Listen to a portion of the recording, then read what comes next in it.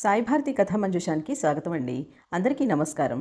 చాలా రోజుల తర్వాత నేను శ్రీరమణ గారు వ్రాసిన 'మిథునం' గురించి వినిపించబోతున్నాను. 1998లో శ్రీరమణ గారు 'మిథునం' కథ వ్రాశారు. ఈ కథ సినిమాలా కూడా తీయటం జరిగింది. తెలుగులో తనికెళ్ల భరణి గారు రెండే 2 క్యారెక్టర్స్‌తో ఈ సినిమాని అత్యద్భుతంగా తెరకెక్కించారు. గాన గాంధర్వుడైన బాలసుబ్రహ్మణ్యం గారు మరియు గొప్ప నటి అయిన లక్ష్మి గారు ఈ సినిమాలో శ్రీరమణ గారి కథలోని పాత్రలకి ప్రాణం పోసినట్టే నటించారు. ఈ సినిమాని ఎన్నోసార్లు చూసిన నేను కథ ఎప్పుడు దొరుకుతుందా, ఎప్పుడు అందరికీ వినిపించుదామా అని ఎదురు చూశాను. చివరికి ఇన్నాళ్లకు ఇలా మీకు వీణుల విందు చేయటానికి అవకాశం లభించింది నాకు.